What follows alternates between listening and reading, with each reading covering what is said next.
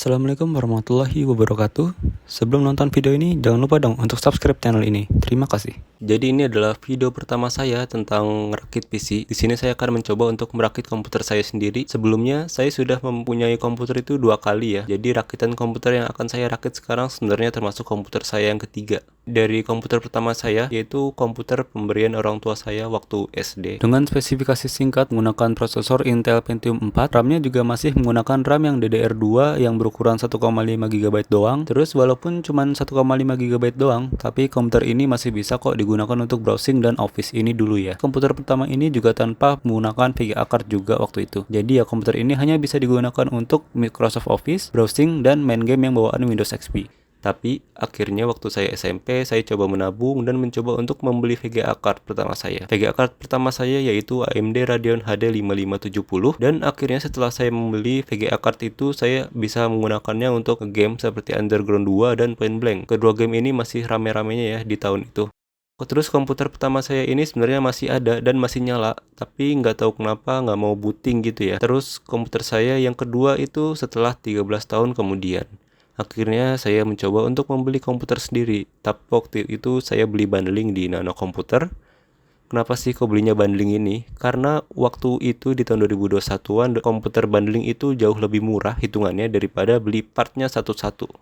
Jadi ya udah deh, akhirnya beli bundling gitu. Komponennya itu juga minta dirakitin oleh mereka, karena waktu itu saya belum ngerti untuk rakit sendiri, dan komputer kedua saya itu menggunakan prosesor Intel Core i5 11500, RAM-nya 2x8 GB, dan VGA-nya itu menggunakan GTX 1650. Dan untuk komputer ketiga saya ini, setelah setahun selisihnya antara komputer kedua saya mencoba untuk merakit komputer saya sendiri. Walaupun nggak semua komponen saya beli baru, tapi seenggaknya masih ada garansinya. Tadinya rencana mau mencoba merakit komputer dengan bertemakan full putih gitu, tapi untuk motherboard yang saya suka itu hanya ada warna hitam, dan RAM-nya juga masih berwarna hitam, karena RAM-nya ini masih menggunakan RAM yang ada di PC kedua saya sebelumnya. Terus pas coba saya jual RAM ini, RAM-nya malah nggak laku-laku. Jadi ya udah deh, saya pakai aja untuk komputer ketiga saya. Dan temanya jadi hitam dan putih gitu deh nanti. Sebelumnya alasan saya merakit komputer ini yaitu digunakan untuk belajar, untuk editing ringan, dan sepertinya untuk gaming juga sepertinya. Walaupun saya juga mulai jarang sih untuk ngegame. Ya udah, jadi gitu aja deh nanti. Saya juga akan membandingkan harga dari komponen waktu saya beli dan harga komponen di bulan Januari tahun 2023 ini. Berikut adalah komponen yang akan saya gunakan. Yang pertama yaitu casingnya. Casingnya saya menggunakan Phenom RX Diamond yang berwarna putih. Casing ini saya beli di harga 650.000. Alasan saya menggunakan casing ini karena desainnya menurut saya bagus dan kayak ala-ala Lianli Dynamic Series itu. Tapi ya jelas ini jauh lebih murah, dan yang pasti build quality-nya juga jauh banget dari Lianli. Yang belum lihat video review casing ini, linknya ada di deskripsi ya. Terus untuk motherboardnya, saya menggunakan Asus ROG X570e Gaming Wi-Fi. Awalnya saya ingin menggunakan Asus ROG B550X Gaming Wi-Fi, tapi ternyata motherboardnya ada kendala dan saya RMA. Pas di RMA malah diganti ROG X570e ini oleh Asus. Jadi ya udah deh, pakai aja.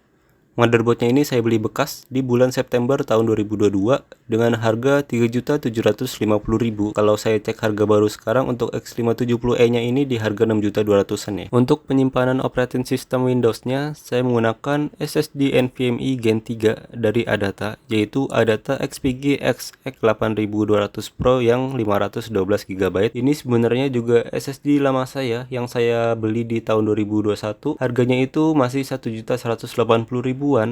Kalau sekarang harganya malah udah di 600.000-an. Terus untuk penyimpanan yang kedua, saya menggunakan harddisk Seagate Barracuda yang sebesar 1 TB. Ini juga harddisk dari komputer kedua saya yang saya beli di harga 619.000 di bulan Oktober tahun 2021. Kalau sekarang harganya malah naik ya, jadi 655.000-an di official store Seagate-nya. Untuk prosesornya, saya menggunakan prosesor AMD Ryzen 5 5600. Prosesor ini saya beli di bulan November tahun 2022 di harga 2.260.000. Kalau sekarang udah di 2.219.000.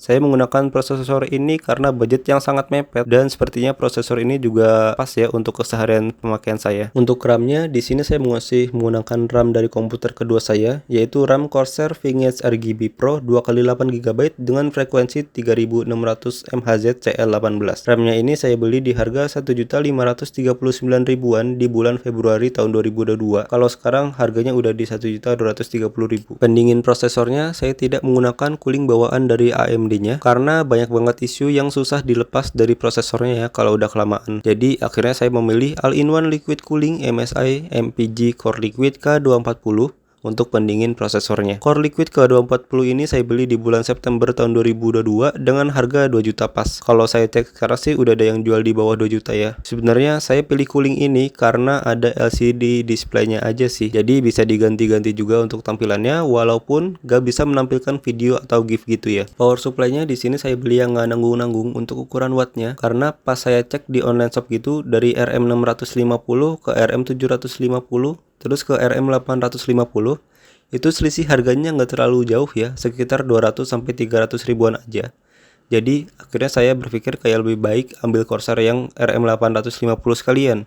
Siapa tahu nanti saya bisa beli VGA card yang high-end gitu. Terus Corsair RM850 ini sudah bersertifikat 80 plus gold dan mempunyai garansi selama 10 tahun. Power supply ini saya beli di bulan Juli tahun 2022 dengan harga 2.239.000. Dan kalau sekarang saya cek harga paling murahnya itu ada yang jual di harga 2.200.000 ke bawah ya. Yang untuk graphic card-nya atau VGA-nya saya menggunakan Sapphire Nitro Plus RX 6750 XT.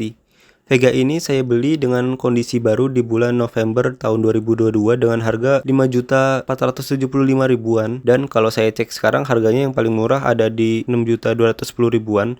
Itu juga nggak tahu untuk barangnya ada apa enggak. Saya cek nggak tahu kenapa kok Vega ini kayak langka ya dan harganya mulai nggak masuk akal gitu. Terus Vega ini saya pilih karena yang pertama lebih murah harganya dari merek yang lain, dan yang kedua untuk lampu RGB di VGA-nya ini bisa disinkron menggunakan Aura Sync karena ada 3 pin 5 voltnya. Dan terakhir untuk airflow di dalam casing, saya menggunakan fan casing Dark Flash Infinity 8 yang 5-in-1 itu yang saya beli di harga 480.000 di bulan Juli tahun 2022, dan dua buah fan Dark Flash S101 yang masing-masing harganya yaitu 135.000.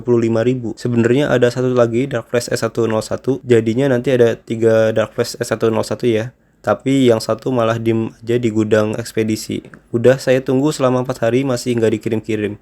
Yaudah akhirnya langsung saya rakit dulu aja deh. Jadi seperti itu untuk spesifikasi lengkap komputer yang akan saya rakit. Total perkiraan rakit komputer saya ini sekitar 20 juta hampir 600 ribu.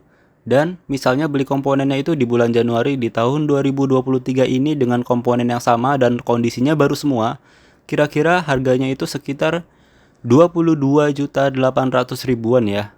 Ya selisihnya ternyata nggak lumayan banget, kira-kira cuma 2.300.000-an. Ya itu karena ada beberapa komponen yang saya beli itu pas lagi naik-naiknya dan sekarang harganya itu juga udah turun banget. Ya udah, jadi kira-kira seperti itu ya untuk komponen yang akan saya gunakan. Di sini saya langsung rakit aja dan videonya juga akan saya timelapse aja ya biar nggak kelamaan. Dan nanti sepertinya ada sedikit keluh kesah tentang pemasangan komponen ke dalam casing Venom RX Diamond yang saya gunakan ini.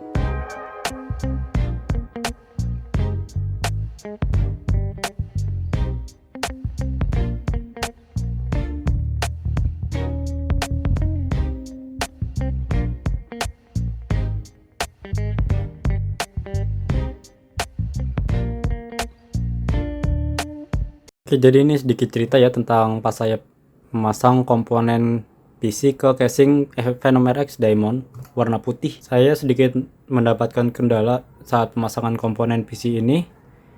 Yang pertama yaitu untuk pemasangan kipas belakang. Di sini kipasnya ternyata rada mentok sama back panel ini ya. Ini mentok banget, bahkan kayaknya kena sih. Ada bagian yang kena.